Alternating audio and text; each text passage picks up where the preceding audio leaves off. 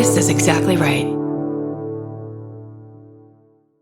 The best time to think about home security is before you need it. That's exactly why there's Simply Safe. Traditional home security only alerts you after a break-in has already happened, and that's too late. Simply Safe is changing that. Simply Safe's US-based live agents identify threats on your property and help deter them so intruders never get to your house. The system is customizable so you can build one that fits your home and your specific needs. The 24/7 professional monitoring is effective and affordable and won't lock you into a long-term contract. I think that's what's so scary for so many people is that long-term contract. And like, what if it turns out you don't like it or need it, but they don't have that because they know you'll like it and you'll know that you need it and feel so much safer when you have it. Like at this point in my life, I would never go without a security system on my house. I just feel safer with actually having Simply Safe around. There's a whole staff at Simply Safe that's waiting to talk to you and help you out. Right now, you can get 50% off your new system by visiting simplysafe.com/MFM. That's half off at simplysafe.com/MFM. There's no safe like Simply Safe. Goodbye. Get into the Hyundai Getaway Sales Event and get away with a deal so right, it almost feels wrong. Right now, you can get great deals on Hyundai's most popular models, including the adventure-ready SUVs like the Hyundai Santa Fe or Santa Fe Hybrid and the Tucson or Tucson Hybrid. Plus, there's the bold and stylish Elantra loaded with the latest tech. Or go all-electric with the Ioniq 5 or the Ioniq 9. So get down to your local Hyundai dealer and get away with a deal you'll love during the Hyundai Getaway Sales Event. Visit HyundaiUSA.com for details. Goodbye. Vacation planning should feel like a breeze, not a deep dive into countless travel sites searching for the best deal. With Cheap Caribbean's Budget Beach Finder, you can search every destination and every date all in one search. You'll save time and money with the Budget Beach Finder. Say goodbye to endless scrolling and tab hopping and hello to Budget Beach Bliss at your fingertips. Go to cheapcaribbean.com to try out the Budget Beach Finder and see just how stress-free vacation planning should be. Goodbye.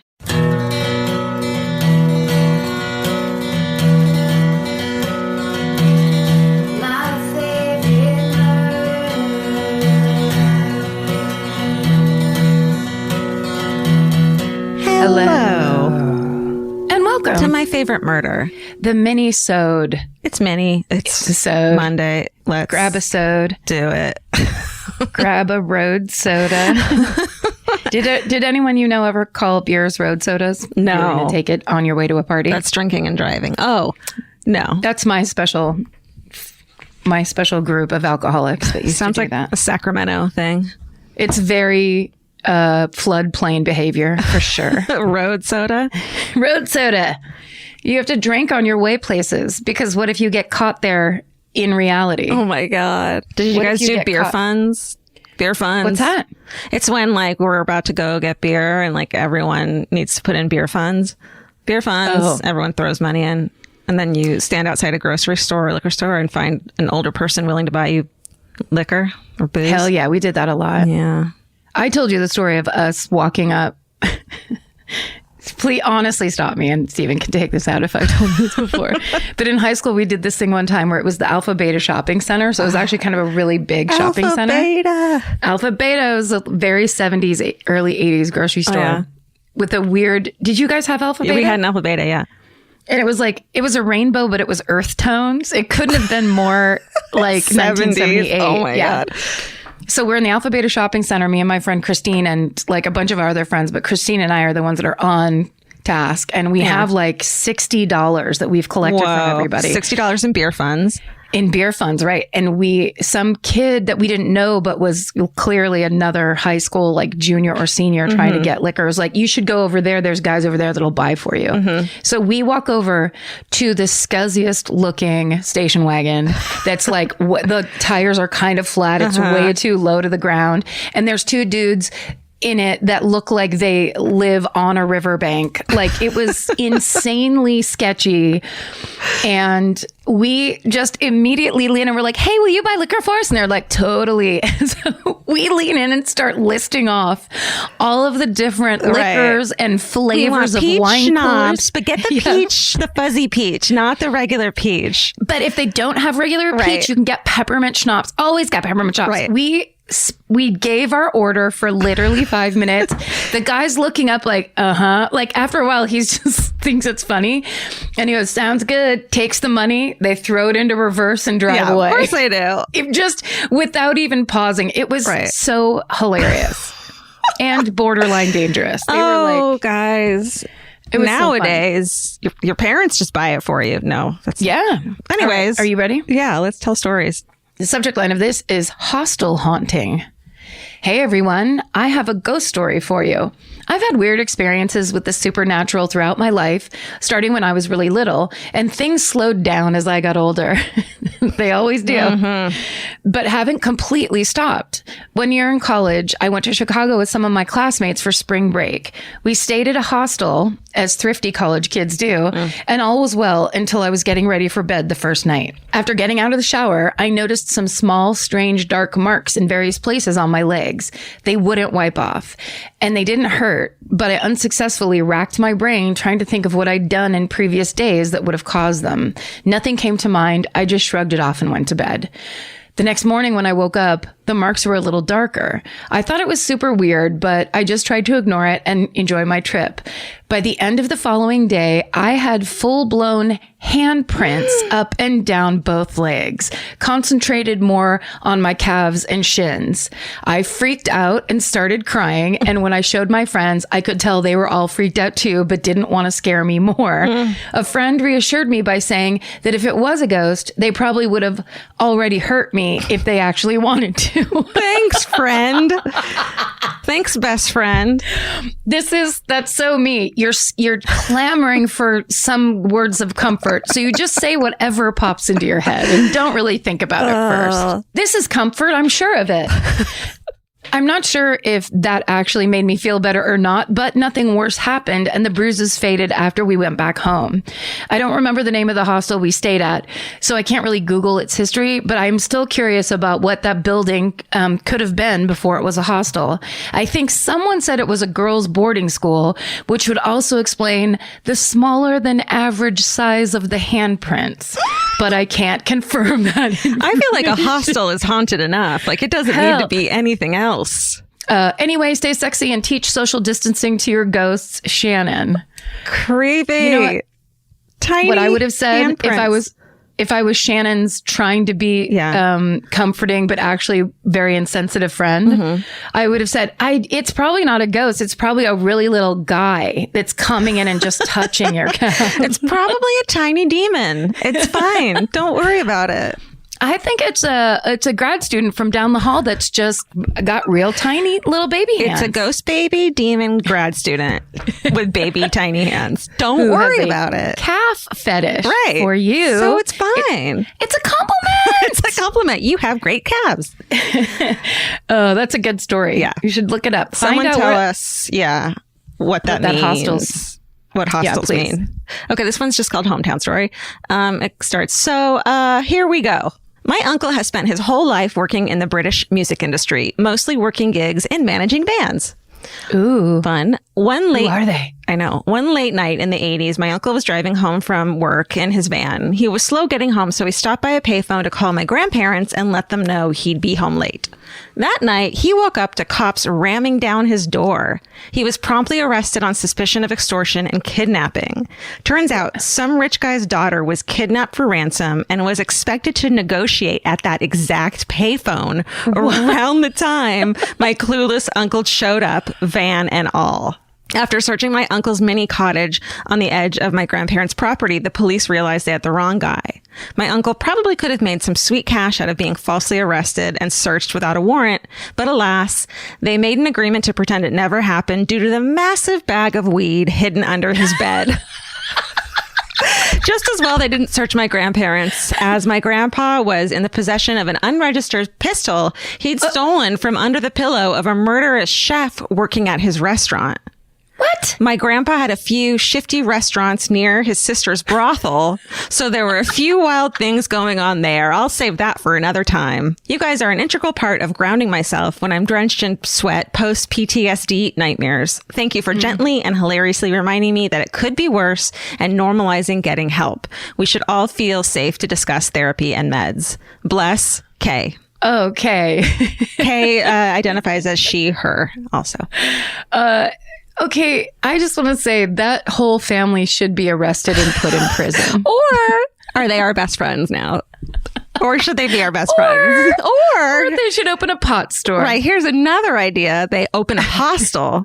Hey, a hostel with a sketchy restaurant at the bottom and a weed store on the top. And a brothel close by. Amen. Okay.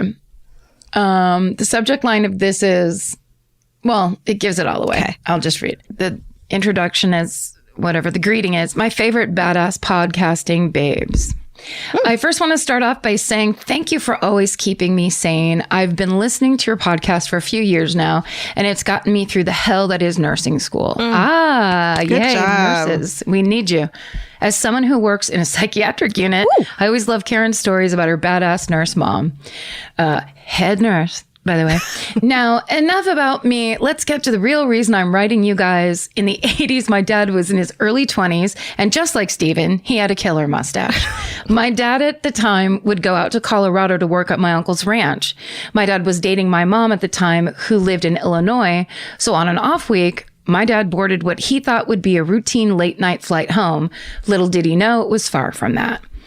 My dad boarded, greeted his seat neighbor, and sat down expecting to sleep the whole flight home. Shortly after my dad fell asleep, he woke up to a commotion in the row in front of him. The flight attendants were surrounding an elderly woman and her family, trying to figure out what to do. Suddenly, the flight attendants ask, is there a doctor on board? Turns out the man sitting next to my dad was an ER doctor. He jumped up and took my dad with him. And while the doctor tended to the woman, my dad stood there in shock and became his assistant. According to the family, the woman had many illnesses and was very sick. Unfortunately, she passed. After everything was wrapped up, my dad and the doctor went back to their seats. Neither of them had ever dealt with death on a plane, so they just assumed everything would be handled when they landed. Nope. The plane took an emergency landing in the middle of nowhere so my dad and the doctor could sign a death certificate. What? They list the dad first. It's like, I think the doctor signed the death certificate. Your dad was the witness. Oh my God. When the plane landed, my dad and the doctor were escorted off by airplane police. And then in parentheses, I don't know their official title. I'd think an air marshal, right? Sure. To an office to file the paperwork. My dad assumed they would also take the body off the plane when they landed, but he was wrong again. When they boarded back onto the plane, the woman was still sitting in her chair. This time she was propped up and wrapped in one of those thin airplane blankets. What? It looked like a Weekend at Bernie's situation, according to my dad. The plane took off and landed safely in Illinois, where the woman was finally taken off the plane by the coroner. The best part of this is the coroner used the airplane blanket to cover the body while carrying her out. My dad was safely reunited with my mom, whom he eventually convinced to road trip back with him at the end of the week. Yeah. My dad has many crazy dead body stories, but this one is my favorite. Stay sexy and make sure you're not sitting next to a doctor on the plane. Thank you for all you do, Rachel. Can you imagine being like, well, that didn't work. Let's go back to our seats. What the fuck? Yeah, that's so heavy. That's so heavy. And also, I love that the dad thought they would leave the body. It's like, sorry, she paid that ticket. You have to take her. She needs to go where she needs to go. Yeah, but like, can you bring her backstage? Is there a backstage?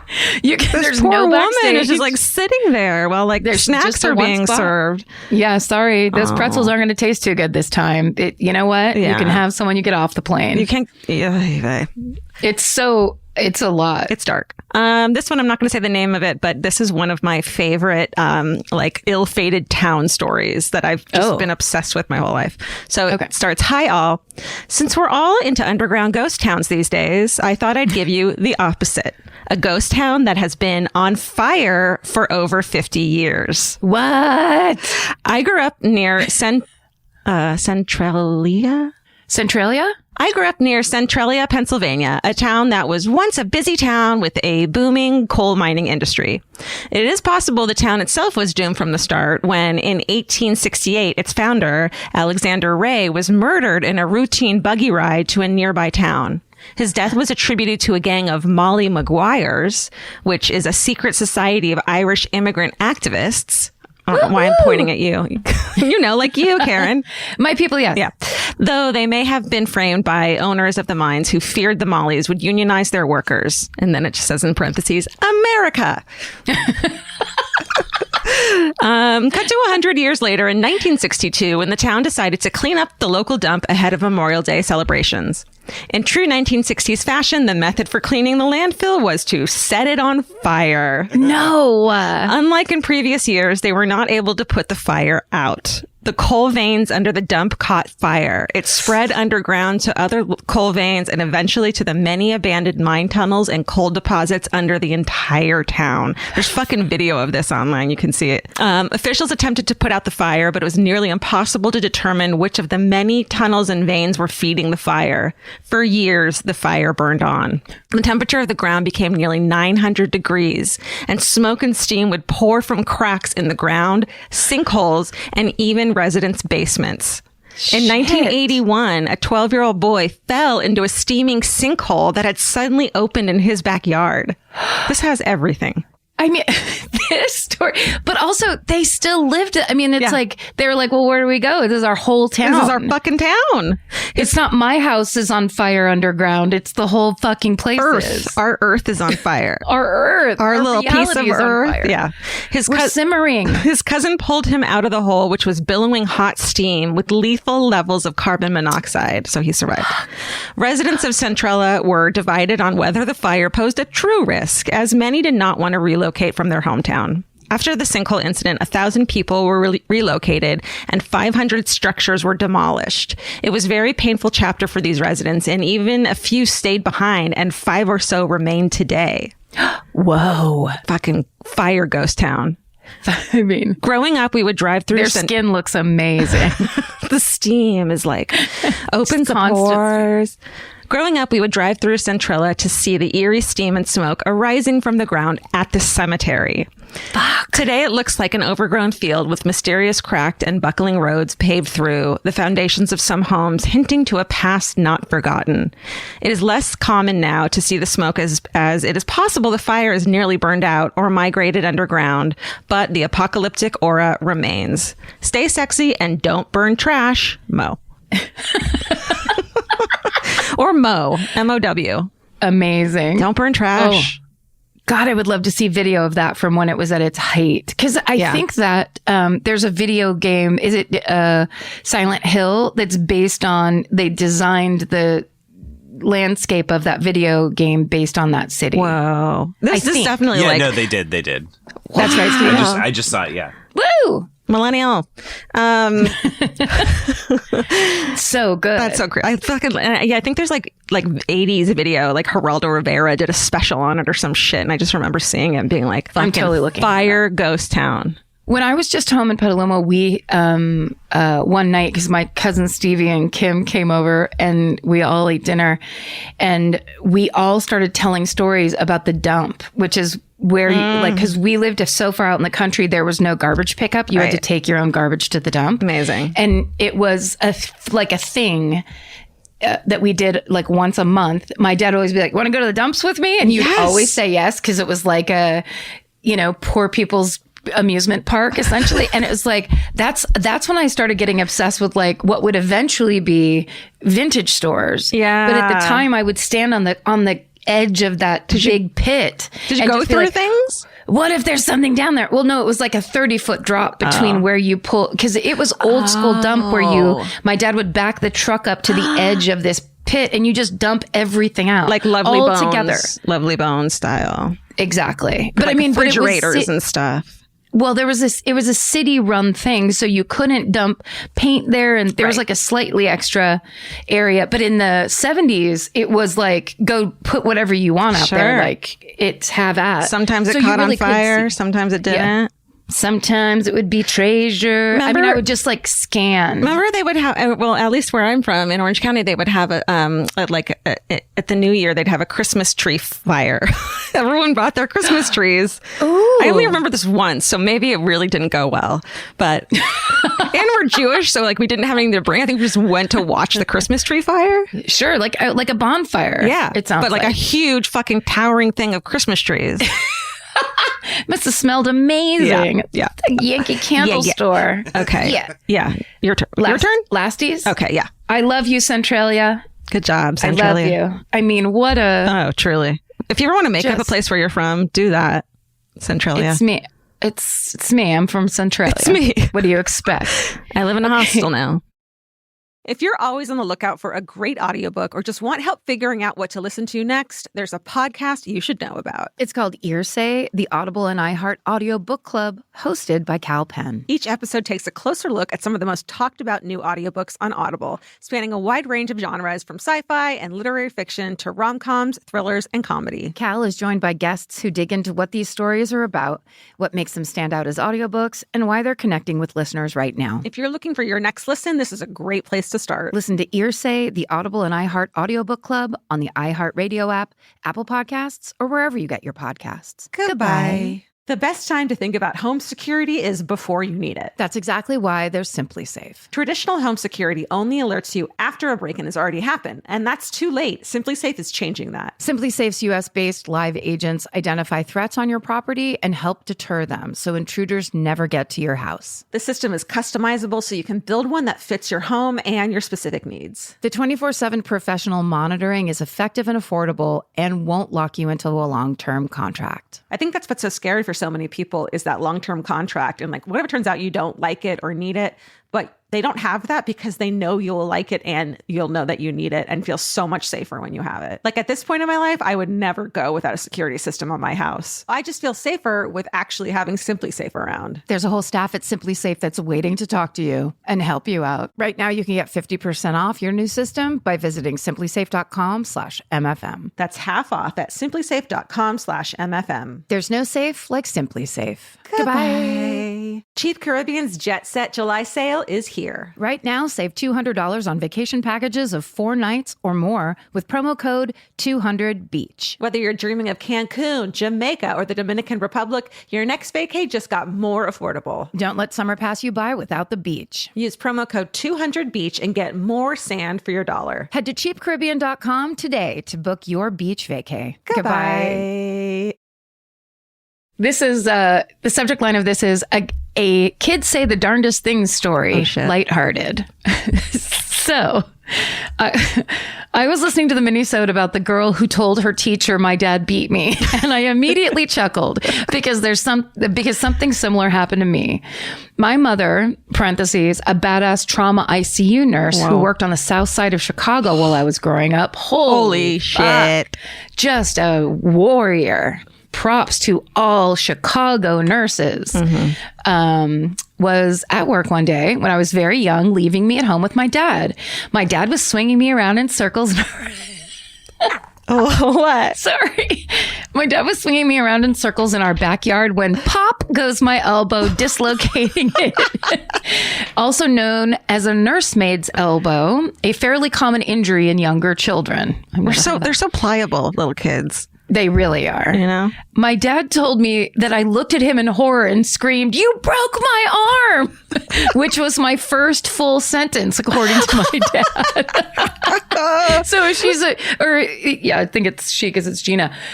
A little enough baby. 2. That's like 2. Yeah. That it's like first sentence area. You broke my arm. Her friend says, screaming, "You broke my arm," which was, my dad freaked out and called my mom, who told him to simply take me to the ER so they can pop it back into place.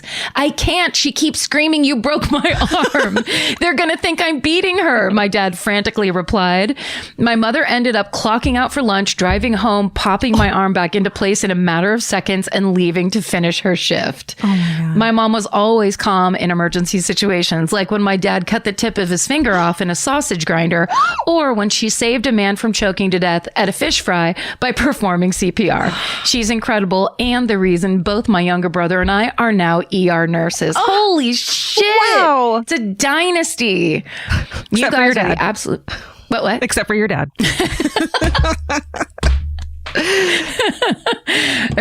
Except your dad. He's useless. He runs a business breaking children's arms.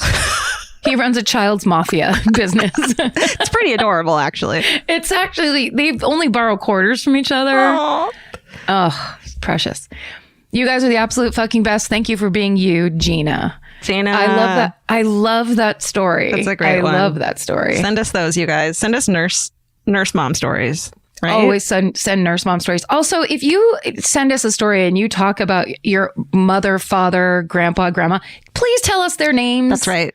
Please. Well, speaking of grandpa, I have one and I don't think his name's in this. That's okay. Sweet. Oh, also, what about if you ever found anything amazing at the dump in the 70s or 80s, I would like to hear that story because that's my dream. Amazing or horrible? Yeah, I mean, like absolutely horrible or, creepy or whatever. But like if you have a good going to the dumps story, people who live out in the country, I'm talking to you. Or let's hear them. If there's like a town dump rumor, we want to hear about that. Yeah. Okay. Yeah. This one, I'm not going to read the title. It just says, hi, no bullshit, just hi. This happened to a friend of mine and I've never been so jealous. His grandfather on his mother's side was getting up in years and developed dementia. He started telling wild stories of exotic countries he'd visited for work and crazy investigations he'd conducted there. Following doctor's orders, when he got into these stories, his family had to reorient him by saying, no, Grandpa, you worked for the phone company, remember? As an engineer. You traveled a little, but only in this country. So they just completely ruined his hopes and dementia dreams. They just negated his whole fantasy. Right. Fast forward a few months and Grandpa sadly passed away. While cleaning out his house and moving his belongings, his children lifted up the mattress to find, all caps, his fucking CIA badge and identification. What? Yep. All those stories were 100% true. He did work for the Bell Atlantic Phone Company, but it was unclear to his family whether the CIA had assigned him there to assist with phone tapping or he started there and the CIA hired him because they thought he'd be a helpful resource. Either way, the phone company is a complete front for the CIA. Phones aren't even real. Phones aren't even real. Oh my God. My head hurts. Either way, they started putting together weird details that suddenly made sense. For example, that he'd gone for weeks at a time, quote, lecturing, and that one time he'd had a few drinks and hypnotized/brainwashed a woman in the middle of a party. What? They couldn't get any details about his work, but it's still the coolest damn thing ever. Stay sexy and don't not believe your grandpa's wild stories, Kate. Kate. If that's true, and it better be, that's the best thing of all time. Because this was my only... I flinched at the idea...